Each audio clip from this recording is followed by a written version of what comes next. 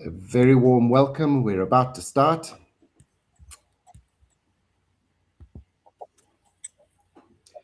So, hello and welcome, everyone. If you're joining us live, please do let us know in the comments where you're watching from. It'd be really interesting to see. I think we've got a really international audience here. Well, we're back at work. The holidays are over.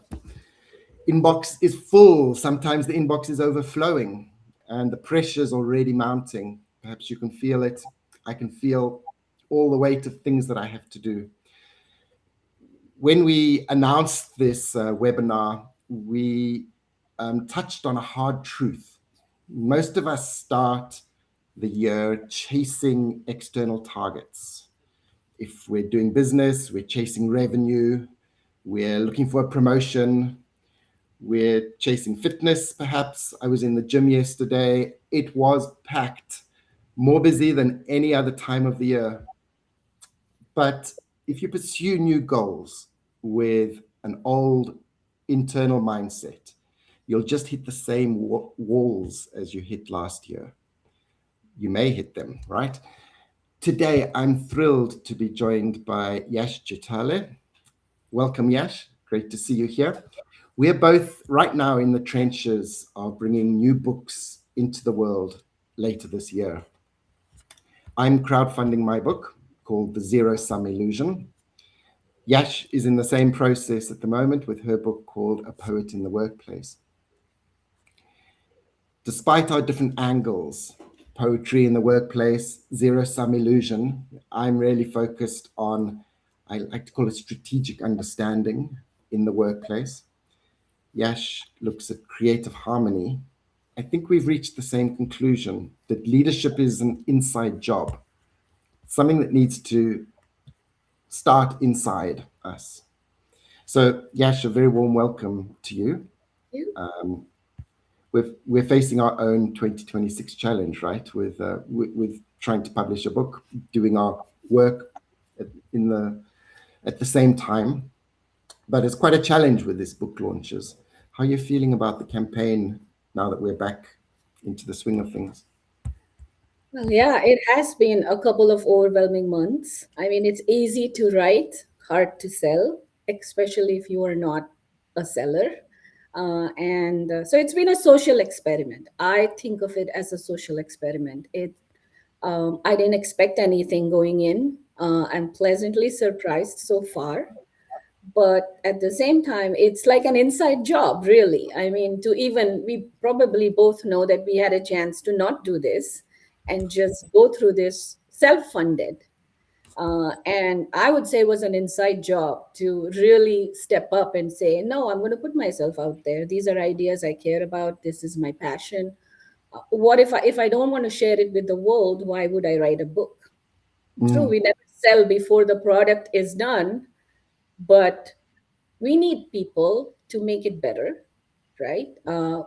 If we have I just like that idea, and so I would say it was an inside job. It took me a while, and I'm like, no, I'm going to go for it, and here we are. yeah, taking yourself outside the comfort zone. Yeah, yeah. I often say to people, you need to move outside the comfort zone because that's where growth happens. Hmm. But I sometimes gloss over the fact that outside the comfort zone is terribly uncomfortable, right? Yeah, I mean, I talk about growth mindset in the book, and really, it's like you go from fear to learning to growth, right? There is the comfort. First is fear, then comfort, fear, learning, and Mm, then the growth mindset. And I think we are there right now because every day it feels like, oh, this person didn't buy the book or something like that, and it's always this inside dialogue of they really cared about it, what happened, and people are busy and there's so much out there, so this, I mean, you have to keep that aside, right? That inside dialogue goes aside. It's about putting our ideas out there like we're doing right now, and if there are people who are interested in it, the idea gets out there, right? So yeah. yes, great. Mhm. We're going to talk about some of the things that we can learn from the work we've been doing for the start of the year, and hopefully everyone listening, watching is going to find huge value from those discussions. Got a number of people joining. Patricia, hello, nice to see you, joining from East Coast, where Yash is as well. I'm based in London. If you're joining us live, please do put let us know where you are in the comments. I think we've got some people on LinkedIn, some people on YouTube. Great pleasure to hear where you're from. So I wanted to start with talking about the pressure of New Year. There's a story in my book about holidays, and we're just coming out of holiday season. I think we can still talk about it a little bit. I was taking a holiday in the Mediterranean, and we arrived late. The baggage got delayed.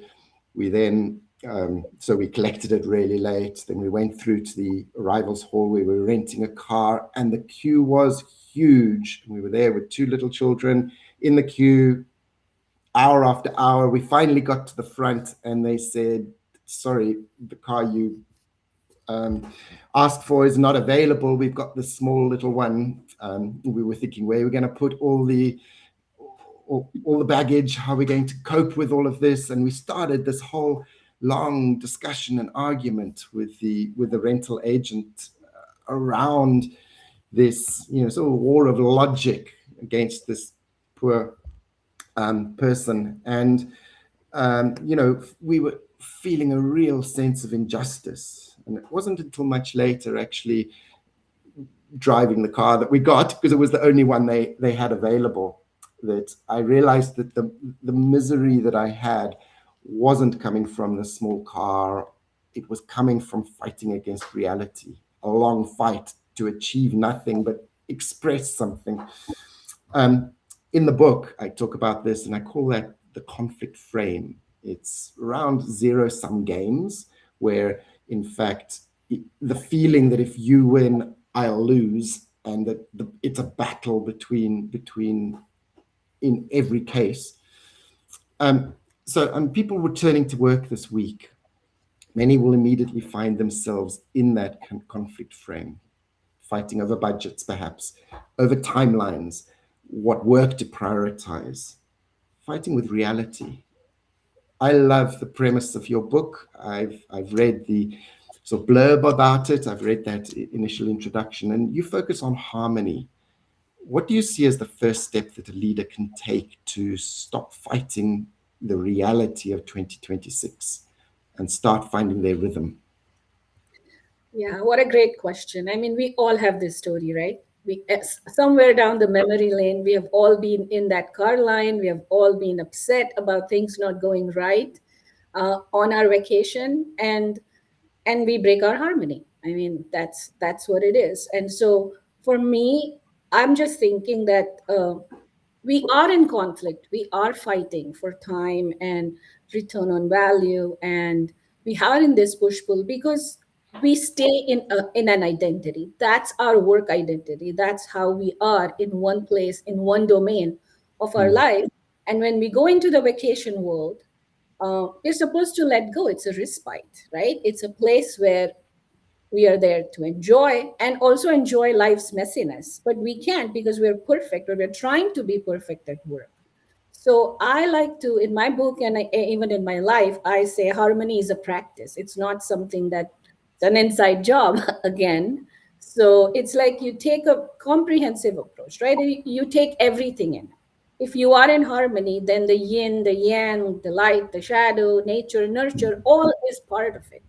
So then the question is to me, I mean, and I'm a coach and I coach myself too. And the question is really, what is this worth the fight? Because when you are in harmony, I think your goals are different. You are looking for, like I would say, time richness, love richness, experience richness. And if there are smaller inflections that don't necessarily cause so much, if you like in hindsight, Grant, you looked in the hindsight and thought that, oh my God, why did we even fight? There was no other car. But at that moment, you can't, right? Because you're still in that mode. So my suggestion to people is time cannot be banked. So if you have to pick the right battles, there are some places where you cannot give up. It's about integrity, value.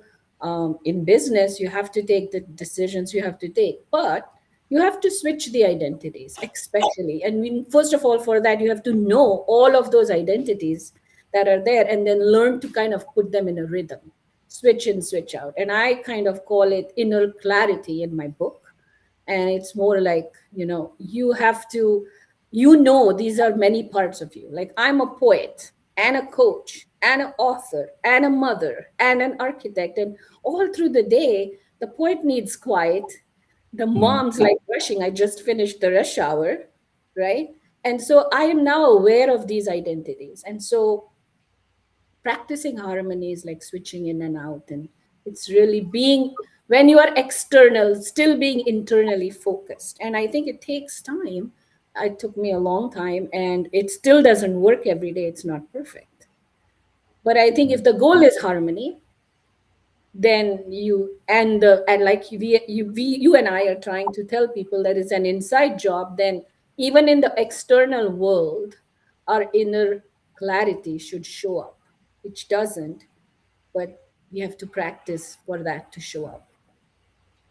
Yeah, I guess part of that practice, I'm hearing you saying two things. One is the identity, having clear that I've got different identities, and I bring those different identities to my work at different times, different places, at home, in society, and such like.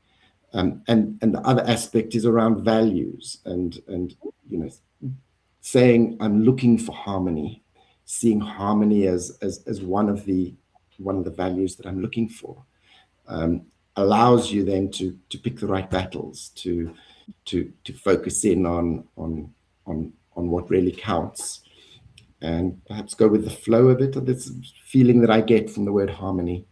Yes. Yeah, I mean, there is so much messiness around anywhere. I talk of domains in life. That's why I said at home, I'm this, at work. Many of us are like that, right? We are in different places. We have to have a completely different identity. And it does not work all the time. I mean, it's not a switch on, switch off thing in a way, but it's a flow thing. So Yeah. in the messiness, flow into, and you may have these moments of, oh, I like you had, but then in hindsight, so in coaching world they say that first you know about it in hindsight, and then you kind of start picking it up right there, but can't control yourself, and then slowly in the moment you're like, okay, I get it. And it doesn't happen always. I think I look at harmony as happiness in a way. It's like we Yes. can't always be happy, but in life's messiness, we can get into the flow for a little bit, feel good, and then move on. I love that. Really great way of putting it. Just to mention to those that are joining us live, if you'd like to ask questions, make comments, please do feel free to do that. Great to see you, Rokia and Nicholas and Sekar. Thanks for joining us. Please do let us know your reaction to things, comments, and such like. We'd love to hear them. So yes, you're talking about that flow. I love that type of idea. The For me, when pressure hits, I can very easily get defensive.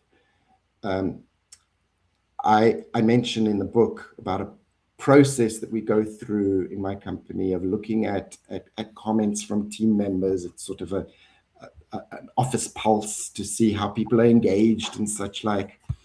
And I would go through with our HR manager those comments approximately every week, and we would have long discussions about it. It was so difficult for me not to take each thing personally, and to some extent, I used to dread those days when we did it, and went through the comments. You know, in my book, I talk about different types of voices we have. I talk about the inner hero, the person that wants to jump in and solve everything. That's a big thing for me. I talk about the mind reader, the voice that says what I think someone else is thinking and then changes my whole behavior because of that. And I talk about the inner lawyer. The inner lawyer is very strong in me. It's like a Jedi thing in me, I suppose. this lawyer would jump up and wake up and demand to fight back. How can they possibly say that? And for years, I made the mistake of trying to silence that voice, of trying to suppress the anger and sort of win what I now call an unwinnable war. Um, that type of me pivot isn't about silencing what that voice says. It's about learning to notice that. And I think if I'm not taking your idea too far, then the idea of flow is around accepting where I am and, and letting it be without acting on it and choosing the response that I want. Yeah. Mhm. So, you know, for you talk about the creative, intuitive self in your book, which is just a fantastic um, idea and type of identity. When the pressure is on and those inner critics get really loud, how does your framework help a leader to notice and accept those parts rather than getting into that exhausting wrestling match? Yeah. We all have it, don't we? I mean, you call yours inner lawyer, I call mine the hustler. And you just said it right now that I have the hero in me who wants to step in and get things done, and that's your. So in my book, I say that we have many sides, right? Just like our identities, there are these what I call outside of identities narratives we play. Like I am a different mom than someone else, right? My kids call me momager. And the reason they call me momager is because I am the hustler. So, like you say, inner lawyer, I call my inner person the hustler. I just want to get out there and I want to hustle. And I somehow I came up with this because I think most of us who are right now in the workforce, we were born into the hustle culture. We saw our Mm, parents do it, and we kind of decided, yeah, I mean, this is the way to go. And so we all hustle for being better, doing good, being validated. Like in your story, you started this process, right? You started this process of getting comments from people, but in the end you only wanted to hear the comments that meant validation. And I think the inner lawyer wants validation, the hustler wants appreciation. So in my book, I say you pivot that idea, and you talk about pivot too. You pivot it to the seeker, you pivot it to something that's opposite of that, not because you don't accept the hustler. I love my hustle mentality, but I also know that it gets me in trouble. So when I'm the seeker, I don't get triggered by some of these things, right? I'm open to accepting those comments. It's just a comment. When I'm a seeker, I'm seeker of knowledge. So I think that this is also this inner work of, there are different perspectives. When you just, like, for me, the creative intuitive self is that way. It can take a comment, it can say that, oh, you can choose to think about this, you can make a change, you can disregard the comment. And then what that does is it just quietens the negative and doesn't land personally on me. It lands in the middle, it lands somewhere where I can look at it objectively. And just like we all have like the inner lawyer or the inner critic or the hustler or whatever you call your inner voice, we have the other thing too. We do have our creative intuitive self, we do have someone, we see it, right? We are here to seek wisdom, we are here to seek value. And I like to think of the idea of creative intuitive self as someone way over all the roles we play and all the things we are here for. I think when I'm in that mode, in my case, it's a poet, it's my harmonious inner voice. It allows everyone to talk, it looks at everything from all angles. And it does not mean that I agree with everything, then it'll be a chaos, but it helps me create a container. The poet allows me to observe anything, even anything thrown at me, without judgment, like without assumption, without competing with someone or comparing myself to someone. And I like to say that we, as much as we have the inner critic or the inner lawyer, we have the seeker or the intuitive self. And what we have done is we have allowed that inner lawyer and hustler to just keep us in this survival mode, to keep us in this conflict, to say that, you always have to choose, you have to be this way, you can't have an inner critic. We can't get rid of our inner critic, right? But when we are in this harmonious whole and in this, really, it's an imaginary. I think the creative intuitive self is what you create as your imaginary ideal.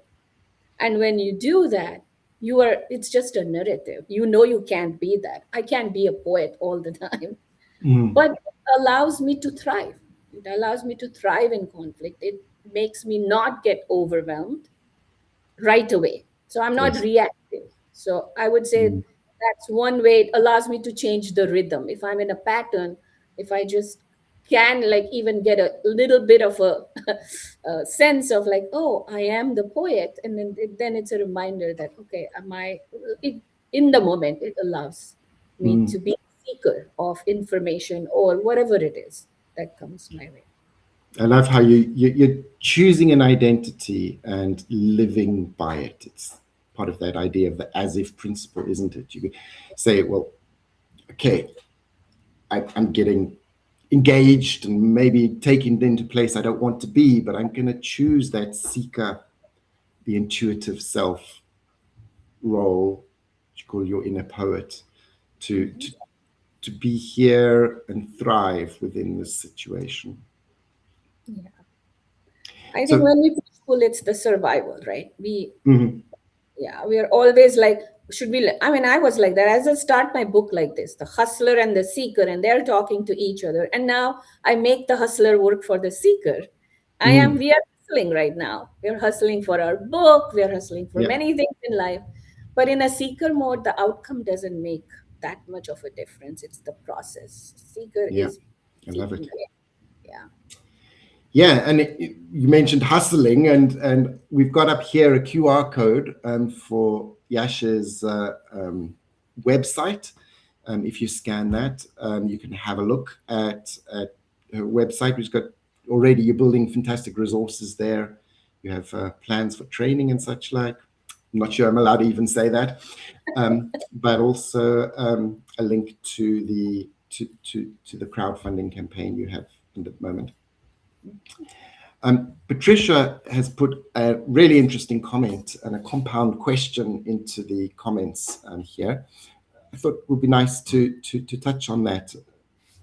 Maybe you can start off, Yash, in terms of external observations. What has inspired your book and those insights?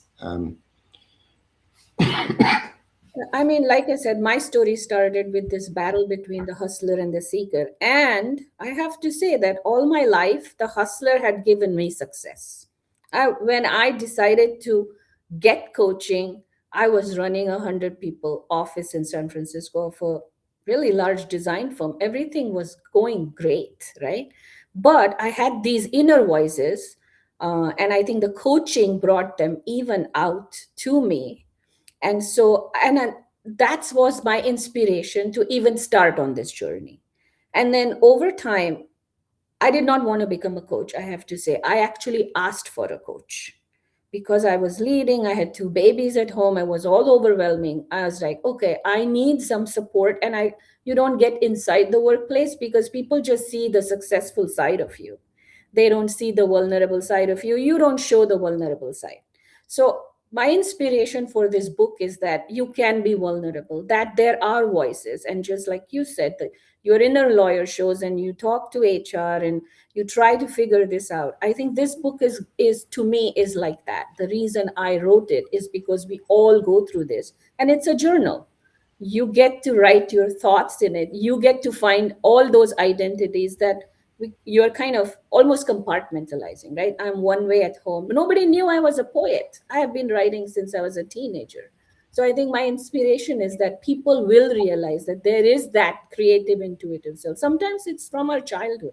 The stories in our child, we are more curious, we are more open, right? So the large scale impact is that we will go back to understanding ourselves, who we are becoming, rather than just becoming what is expected of us, either in our workplace or even at home. Like, moms and dads, and you have this ideological. I would almost say that this is the ideal, and then we try to be that ideal.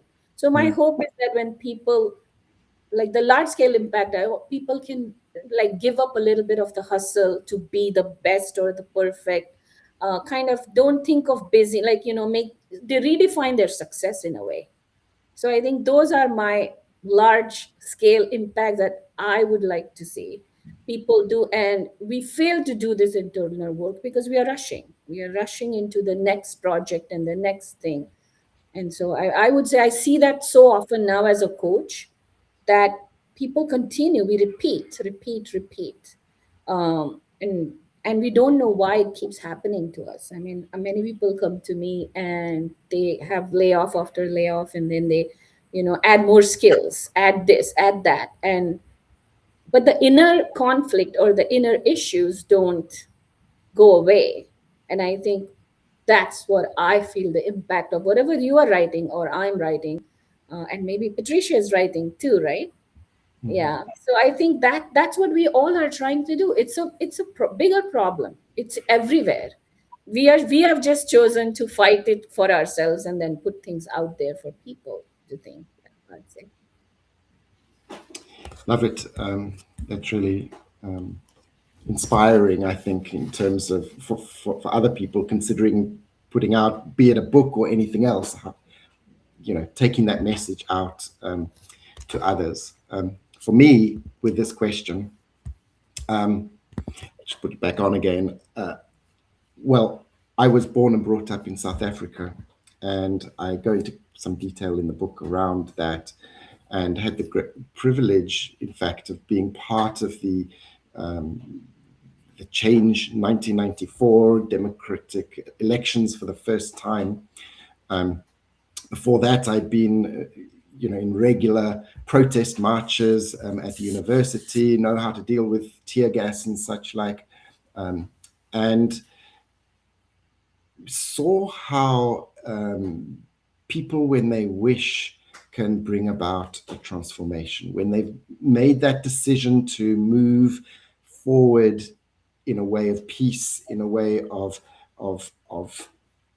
strategic understanding, I would say. It's sort of an empathy type of approach in the world. It is transformational, and it can produce such incredible results when we stop seeing the world as what can I get out of it, and what's in it for me, and if someone else is prospering, that means I must be suffering. And so it's really, those were the seeds of that experience, and I talk about many of those in the book that I'm writing. And then I brought that idea into business. How have I built, how can you build a for-profit company that is really driven around strategic understanding, driven and founded on how we can make um, a difference in the world? And so that's what I've spent, well, with my company, the last 25 years doing and building.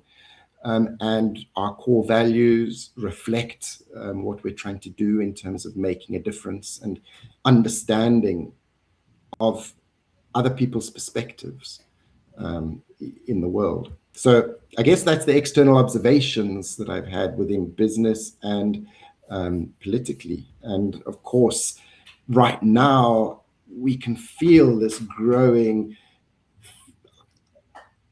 emotion of this zero-sum idea that we have to win. We need to, push forward for our own agendas in our countries or in our communities.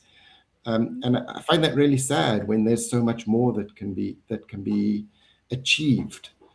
So in the book, I talk about the difference that this perspective makes for me personally or for an individual, the difference it can make in a family, the difference it can make in a company and in a community, and hopefully in the wider world as we take this forward and this message forward. So I have huge ambitions there, and it's really the book encourages people to go out and spread the message, but it starts from that internal excuse me, the internal work, that internal perspective. Yeah, great question, Patricia. Thank you very much. And here I think is a good contact of yours, Yash, who is asking, are you targeting a particular audience? If you are living life, you are my audience, because we are all in this. So right, because I'm not writing for a specific group. I mean, it looks like when I started writing a lot, a lot, it seems like, because I am a mom and a parent and an architect, and so I people thought, oh, this is for women. But really, the hustle culture, and my clients, most of my clients are actually men, because they are going through a lot and they do not speak up as much as women share their emotions. And so one of the things I write in the book is about that. So no, it is for any layman, it is for anyone living life and is in the busy season of their life. They can take this book. These are essays, so they can jump in and out of, and it's not a chronological book. These are essays on life and leadership, and how do you influence people, how do you get influence, how do you stay resilient, what do you do to keep being inspired. So thank you, Yogendra, for this question. It is for everyone in the busy season of their life. And I think busyness is not going away for a long time. Our retirement age keeps going farther and farther. So yeah. Great. Yeah, and you'll tell us a little bit more about the format of your book and such. Like, this is fantastic workbook, right? That you're Yes. creating. Yeah. So one of the things is, for me, anytime I read self-help books, and I've read a lot of them. If you see my shelf right here, it's full of them, because as a coach, anytime I assign a book to someone, I read it first. I read it, that's why I can assign it, right? And you'll see all of my books have little notes here and there, and sometimes it's about me, sometimes it's about my client, and we are getting away from that, right? So this is a poetic pause. What is a poetic pause if you don't sit down and write in a notebook? We never do that. So my book is also a journal before that people will actually take it. And I say it in the book, just go somewhere outside of this busyness and write down all your identities. Because if you're sitting here and then you're only going to see what's in the foreground, but there, if you want to find your creative, intuitive self, it's somewhere else, and you need to change the environment. Mm, You need to take the pause, not just from this moment where you are, but from this place where you are. So yeah, one of the reasons for making it a journal was that. And I'm a coach, I can tell you that I tell people to do many things, but I can't give them solutions. I don't know exactly what's happening in your life. I don't know which identities are fighting. I get a glimpse of it, and then I ask them to practice. But the inner work comes from you, right? It is mm, your journey, it's your practice. And this is, the book is just a tool then. So, right. yeah.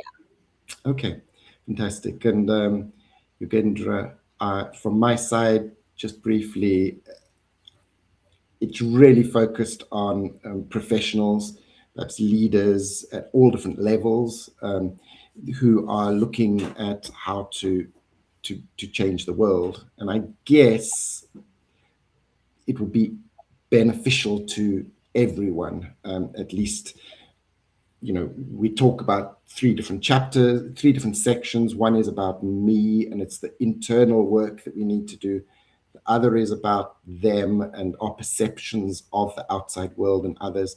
And the third is around us. So me, them, and us. And the idea of us is really that, we're going to use what we've learned about ourselves and about others in the outside world, in the bigger world. So I think probably everyone can benefit from it, but it is very targeted at a person in professional circumstances, in work context. Yeah, we're getting some fantastic questions. Nicholas has put on one. I don't think it's going to fit in here. I'll read the rest of the question that is there. He's written, you talked about how we all perform many different roles in professional and personal lives, and it's clear we often adapt to each role almost mechanically. And his question is, how can individuals develop a greater awareness of the different roles that they inhabit, considering the time pressure we experience, rather than just automatically adapting to the demands of each one with the intention of achieving greater harmony.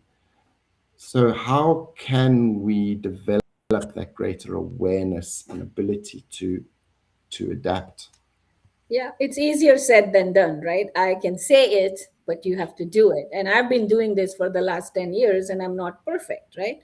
So, Mm, what I like to say is that's why the idea of rhythm.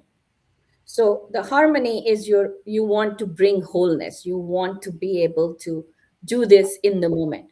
But you also have to be aware that each of these roles have a different rhythm. Like you said in your first story, I think the rhythm of being in a workplace and getting the return on value and being on time and being on budget, everything affects us in that other mode, right? mm, Like we still don't want delays. We don't want. So I like to say that understand the rhythm of each place, and when you are in that, are you still in the old rhythm? So that is the way I think I check myself. It's like I used to be very different when I was a hustler. I remember when I was pregnant with my second child, my husband would take my phone as soon as I came in. His thing was that you don't leave this. So I'm sitting here, I'm staring in somewhere and thinking about work, and then a little ping on my phone, and it was just, I couldn't get out of that rhythm. I mean, I couldn't mm, get out of that rhythm for the both years that I had my kids. I don't know how I had them. Next morning, after giving birth, I was on the phone and someone told me, technically, your thumbs are disabled too. This, this was my HR writing to me. Your thumbs are disabled too, because I had to take. So you see, this is where I think we do mechanically because we care more. My definition of success at that time, and come to this point in my book, you have to redefine yourself to make those switch. You have to know what's most important for you. Yeah, and mm, it's very funny. All of my clients say you talked about the gym.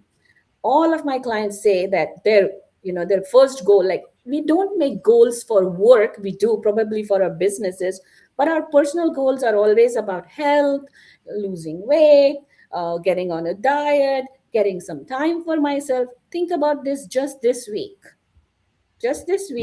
come back, and yesterday was packed for me. I did not go for my walk. So you see, our definition of success is not health and happiness and harmony right now. Our definition of success is doing more at work, being better at doing. They're not bad definitions of success, but that's the reason why we cannot. We have to just completely, like, our inside job is to remind ourselves, you are the CEO of your life. Is your mm. health important? Is this little break, little pause important? And I think for me it has taken a long time to get to that place, and I still can't. When I was writing the book, I sat and wrote for hours, and then I lost a little window to go out for a walk. So I didn't interrupt the rhythm, and I Mm. think you have to interrupt the rhythm. That's one way to kind of at least get into this space of saying, am I in harmony? How can I switch? How can I be aware? The rhythm of the house is different than the rhythm of the workplace. Yeah. Yes. Okay. Yeah. Fantastic answer. Just one more question that we got in here in terms about internal struggles being real and how our books help to overcome them. One of the things from my perspective, and I think partly responding to Nicholas's comment too, is really around practice, and practice starts with an awareness. So I talk in the book about the dance that we're doing. We're doing our own steps, and the other person, them. So me, what are the steps I'm doing, and then the other person, what are the steps they're doing? And this comes from the idea, when I was at university, I was obsessed with ballroom and Latin American dancing. So it was something I did all the time, and I practiced and I practiced and I practiced for that 1 or 2 minutes of performance.